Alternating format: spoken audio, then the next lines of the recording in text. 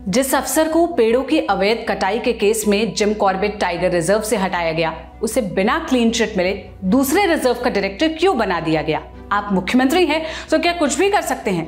यहाँ कोई सामंती राज नहीं चल रहा है। सरकार एक अफसर को संत बनाने पर तुली हुई है। ये बात सुप्रीम कोर्ट ने कही है। Justice BR Gavai, justice PK मिश्र, जस्टिस KV विश्वनाथन की बेंच उत्तराखंड के एक अधिकारी से जुड़े मामले पर सुनवाई कर रही थी। इस दौरान राज्य सरकार और मुख्यमंत्री पुष्कर सिंह धामी पर अदालत ने सख्त टिप्पणियां की। पूरा मामला क्या है, आइए समझते हैं, फिर कोर्टरूम की बातें भी बताएंगे।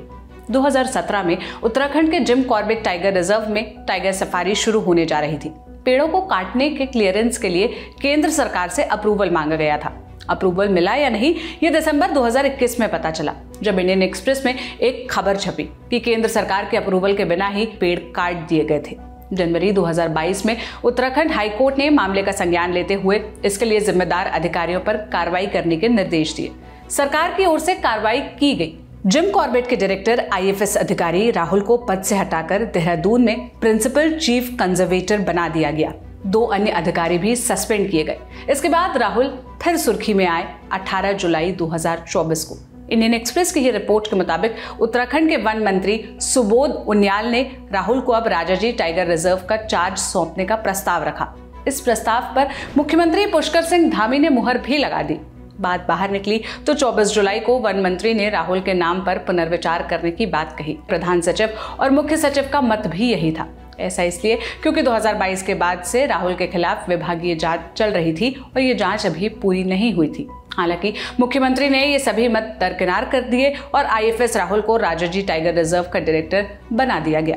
उत्तराखंड के मुख्यमंत्री के इस फैसले के खिलाफ मामला सुप्रीम कोर्ट पहुंचा।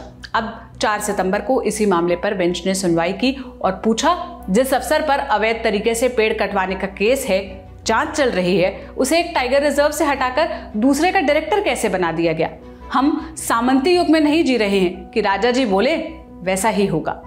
राज्य सरकार ने कहा कि नियुक्ति आदेश 3 सितंबर 2024 को वापस ले लिया गया, लेकिन फिर भी कोर्ट से कड़ी फटकार लगी है। कोर्टरूम में क्या क्या हुआ, किसने क्या कहा, खास बातें बताते हैं। जस्टिस गवई ने कहा, वो मुख्यमंत्री हैं तो क्या कुछ भी कर सकते हैं। वन मंत्री मुख्य सचिव में किसी बात पर मतभेद हो तो लिखित कारण के साथ विवेक का इस्तेमाल करना चाहिए था।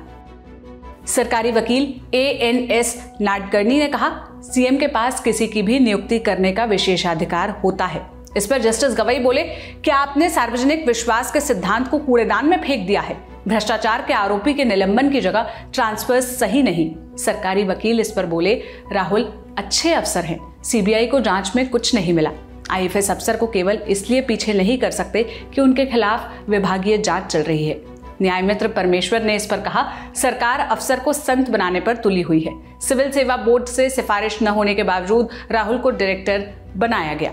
इस बातचीत में एक नया शब्द आया, न्याय मित्र। इससे परिचय करा देते हैं। अंग्रेजी में एमिकस क्यूरी कहते हैं इसे। जब अदालत में कोई केस बहुत लंबा चलता है या केस में बहुत पेच होते हैं जिसमें विशेषज्ञता की जरूरत है, तो अदालत किसी एक्सपर्ट को, सीनियर वकील को या रिटायर्ड न्यायाधीश को एमिकस क्यूरी या न्याय मित्र नियुक्त करती है, जो केस में अदालत की मदद करता है। खैर, न्याय मित्र की दलील के बाद कार्रवाई आगे बढ़ती है। सरकारी वकील कहते हैं कि जब तक ठोस सबूत नहीं मिलते, विभागीय कार्रवाई नहीं की जा सकती। इस पर जस्टिस गवई ने कहा कि जब तक विभागीय जांच चल रही है, तब तक हम उन्हें केवल अच्छा अधिकारी कह ही सकते हैं। इस पर सरकारी वकील बोले कि मीडिया गलत रिपोर्टिंग कर IFS राहुल की छवि खराब कर रही है। इस पर जस्टिस गवई ने कहा कि गलत रिपोर्टिंग नहीं हुई है। सरकार की नोटिस से ये साफ है कि वन मंत्री और मुख्य सचिव ने CM के फैसले का विरोध किया था। इसमें गलत क्या है? सरकार के वकील ने अगली सुनवाई पर स्पष्टीकरण देने की बात कही है। सुप्रीम कोर्ट ने तब तक के लिए सुनवाई टाल दी।